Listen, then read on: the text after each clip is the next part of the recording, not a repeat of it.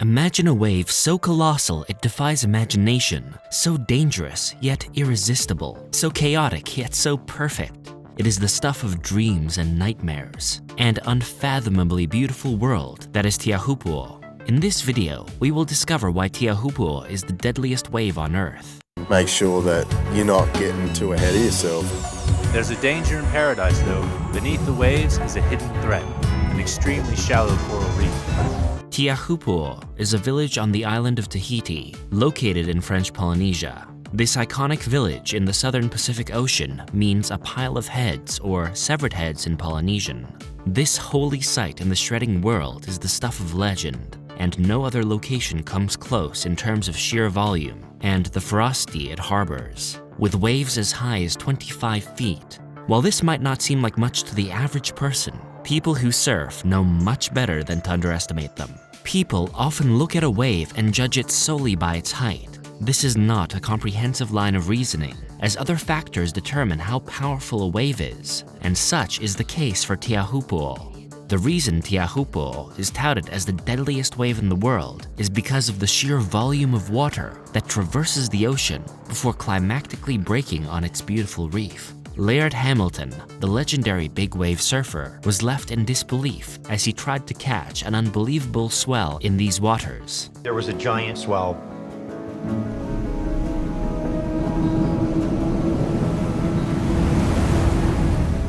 We were like, what is that? We didn't even think that there were waves that did that in the world. It was just dangerous, you know. You're part of a critical mass that's going to waste you somehow. It could take your life away, could paralyze you for life, could ruin your body.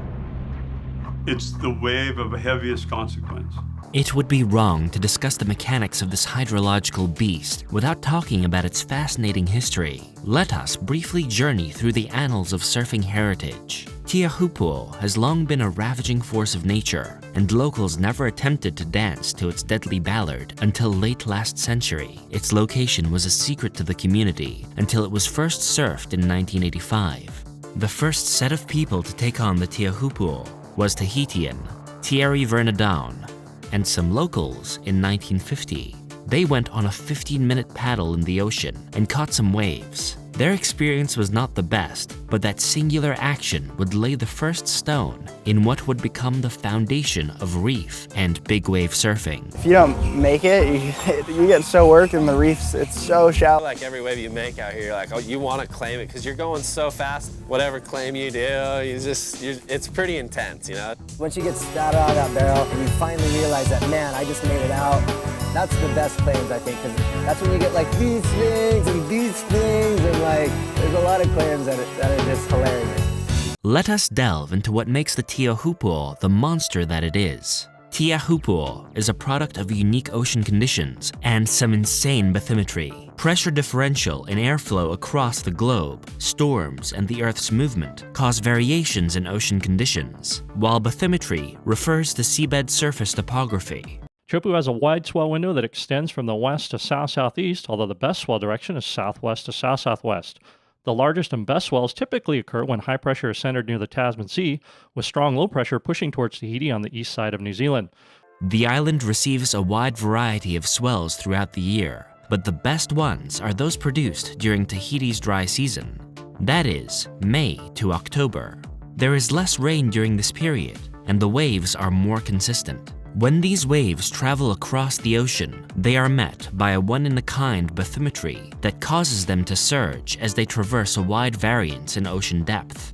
The Teahupo'o coastline aggressively slopes upwards towards the island, meaning the water sea levels transition from deep to shallow over a very short distance. To put things into perspective, the seafloor can have a 300-foot variance in depth over 50 yards. Causing the swell to collect gargantuan amounts of water as it breaks over a very shallow reef, and the wave face can be 2 to 3 times bigger than the back.